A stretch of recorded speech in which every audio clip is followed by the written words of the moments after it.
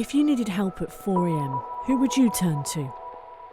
What are the health impacts of feeling isolated? And in a world where more of us are living longer or choosing to be on our own, how do we protect ourselves from one of the biggest problems facing both the older and younger generations, loneliness?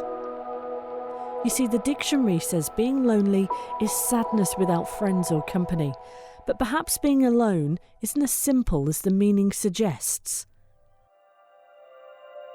From the people who've worn the t-shirt and got the postcard of facing life alone, to those connecting them with a new lease of life, to the GPs and health experts seeing their patients transform firsthand. This is Discover Brightlife, a podcast series challenging the idea of what loneliness really is and what all of us can do to help to avoid it.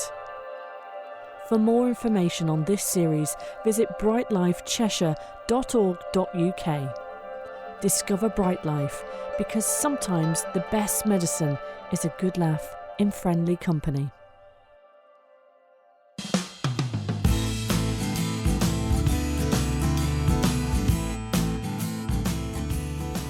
Over the series, we've heard from health experts, social prescribers, and some of the people running the support groups. So this time, we return back to where we first started, meeting the people using Brightlife services, hearing their stories, and gaining a better insight into how any of us, whether over 50 or not, can easily end up in their shoes. And so on a crisp winter Tuesday morning, we head to a church in Chester city centre. Today is social prescriber Sue's weekly drop-in group, where the tea is already being brewed and the biscuits served. Amongst the weekly gossip, Sue hosts a quiz on ageing, true or false. It's written by academics, aiming to spark debate and a lot of laughter amongst the group. Number 4 is true, Iris. Memory loss is a normal part of ageing. Yeah, well, I've put don't know because I didn't feel Right, that's all right. I can't remember. Sue leads the herd through the questions and occasionally tames the outbreak of schoolgirl giggles that inevitably falter along the way. Question 10. Most old people lose interest in the capacity for sexual relations. Am I allowed to say Don't get that? the chance. That's a bit. Chance is a fine thing.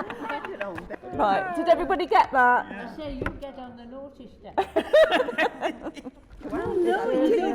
Can they have a look? That's what we're saying.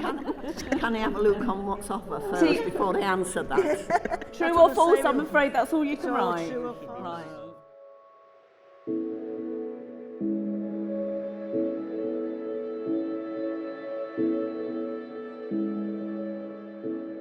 One of the ladies at today's drop-in is Doris. She's full of encouragement when it comes to stepping outside your comfort zone, but it's not always been easy. I could be sat at home and feeling lonely because I lost my husband 2 years ago now. And since I cared for him for a long time, so I wasn't able to go out and do much of my own things, my life was devoted to looking after him. So when he died 2 years ago, I made a decision. I either sit at home by myself and be lonely and, and not enjoying life, or I've got the opportunity now he's died after years of caring for him. The world is my oyster. So I can go out and see what there is in this life around me in Hanbridge. What can I do in the community to bring me happiness? So I heard of Brightlife. So I've come along to that and I thoroughly enjoyed it. And Sue is a lovely lady and she does different things with us each time, a quiz or a beetle drive, different things. And I've met some lovely people since coming to Brightlife. So I'm hoping that we can, as a community, get more lonely people out of their houses.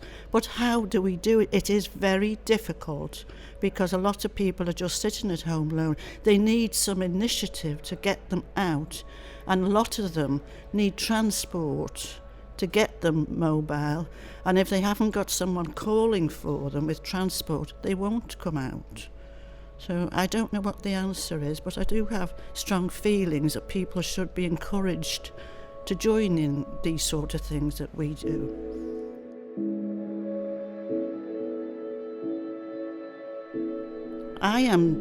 I've appeared to be outgoing, which I am, but I am lonely as well, because I spend a lot of time on my own, because my family and everything are working, they've got their own lives.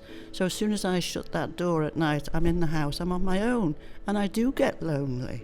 I miss my husband, of course. Once you've had a partner all your life and they're taken away, you've lost half of yourself, haven't you? But you've got to pick yourself up and, not feel sorry for yourself, because other people aren't interested if you're just sitting there feeling sorry for yourself. You've got to be more positive, but not everyone's able to do that. They need help. Or perhaps they just don't want to, perhaps they're happy on their own. But then as you get older, you do need more companionship. Most older drivers are quite capable of safely operating a motor vehicle. What age? Most older drivers are quite capable of safely operating a motor vehicle. Are you calling older? Well, I kept telling my daughter that because she kept saying I drove like a little boy racer. You do. But my car decided that I'd better pack in, so that was the end of that. We had that at the UVA meeting. But not everybody is feeling as proactive as Doris, as Pam explains after her situation changed when she moved house, something she says was a big mistake and has left her feeling isolated. I'm doing voluntary work to help people and to help myself. It's depressing when you're by yourself in home, so the more volunteering work I can do, the better for me. I'm not the kind of person to sit down and play like dominoes and that, because I'm old, but I'm not old in the head. So I like to be active, so that's the reason I do the tea, serve the tea and the coffee and the cake. I've been in Cheshire for 3 years and I don't know anybody. And so that somebody got in contact with Sue to contact me to, offer me the voluntary work. So that's why I'm here. I've never been lonely through my life until about 3 years ago, until I moved into Chester. And I happened to buy into the wrong property, which is just all young people, just left the family home for the first time. So I don't know anyone. I thought I'll move up to Chester because my son lives in Dubai and my daughter at that time was living in Ireland. So I thought I would move closer to the airport. But major mistake. Very bleak. Unless I get, say, more activities to, take me out of the house, then it's terribly lonely and depressing. But I never see anybody, so I have no family close by. I just see my daughter once a month, and my son flies in about once every 6 weeks. And otherwise, I'm at home by myself. I am a shy person. If I could get more and do more than what I'm doing now, say 3 or 4 times a week, then I would appreciate it because it would do me a lot of good.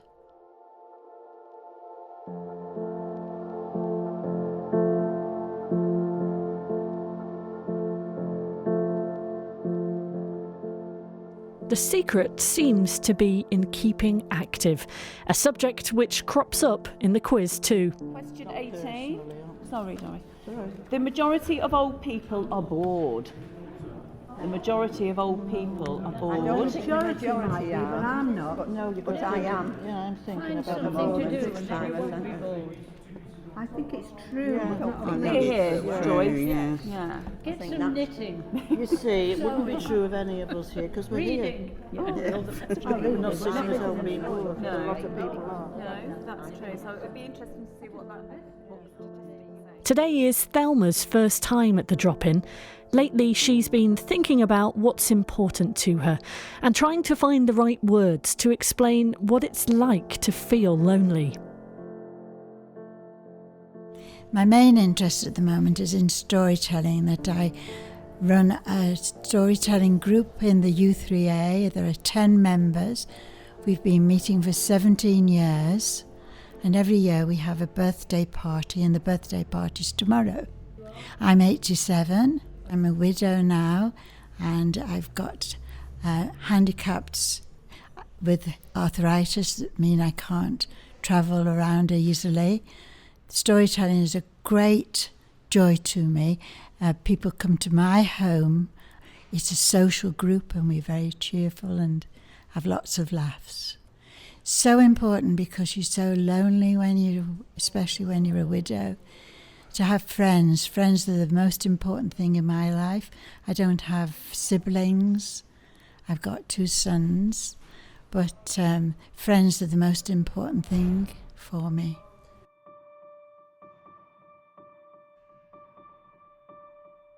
You can't describe it. And I was thinking about it the other day. It's as if the light goes out of your life, and it's a feeling of emptiness and feeling that you're not important to anyone. There's no one special. You've got friends, but you know that you are on your own. You are the only person that matters to you, really.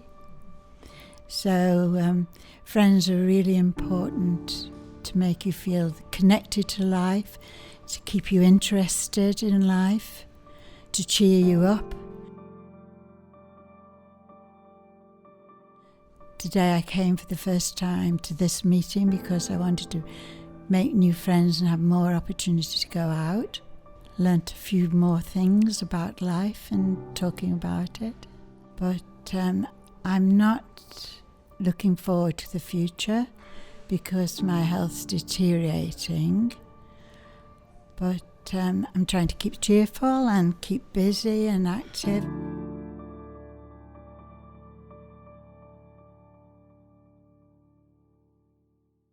Back in the group, and the quiz is continuing, but not everybody is taking it as seriously as perhaps Sue had hoped. Question 20. Older adults 65 plus have higher rates of criminal victimisation than adults under 65 do. Criminal victimisation. Best of luck, as I always say. They try Preyed it on upon, with me. if you like. No, Preyed upon by criminals. No, they try to prey on Well, me. they come and knock at your door, don't they? And But then they go away cowering. from your house, I'm not surprised. I bet you've got a I bit, can do that to them even on the phone. I bet you've got a bit stick behind your door, haven't you?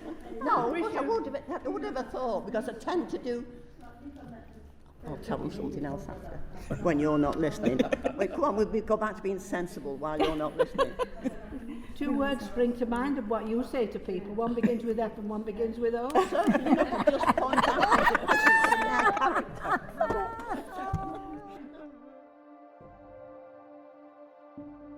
But amongst the laughter, there is also some more poignance, as Olwen and Doris explain. You could be lonely in a crowd, can't you? Exactly, Yes, you can. yeah. You can, yeah. You know, everybody around you seems to be socialising, as you say, and you're shy and not very, saying, won't push yourself to make friends, and unless people sort of include you and say hello and join us, you will sit on your own. Christmas was typical of that. Yes. Because I had a lot of Christmas cards, because I know a lot of people. Do I sit on my own and feel sorry for myself at Christmas? No, I didn't. I booked into the Grand Hotel in Llandudno and went there for Christmas. It was really, really good. Yes. But not everybody's got your courage to be able to do it. No, They'd not sit at everybody. home feeling lonely. But having said that, I've now got a partner. Yeah, lovely. It gets on my nerves sometimes. And we don't live together. No. My husband died about 12 years ago. Yeah. We don't live together. No. But he went with me. What I would say to older people is make the best of what you've got left. Yes. I mean, for me, everything comes out of a bottle. Hair dye, makeup, gin, whiskey. Make the best of what you've got. Yes, I agree. There are plenty of lonely men out there Yeah. if you want a partner. Yeah. Yeah. I just like my part-time partner because, although he gets on my nerves sometimes, he's good if my plumbing goes wrong. He's very good with my computer. You know, they do come in useful, men. Yes.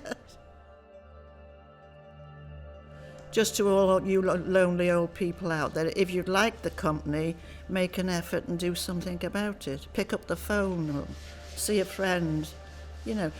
Present yourself more friendly. To if you have a smile on your face, you'll give that smile to someone else. You've been listening to Discover Brightlife, a podcast challenging the idea of loneliness and exploring new ways of tackling social isolation for those over 50. The podcast is presented and produced by Claire Freeman and a Small Furry Bear Productions. For more information, visit brightlifecheshire.org.uk. Discover Brightlife, because sometimes the best medicine is a good laugh in friendly company.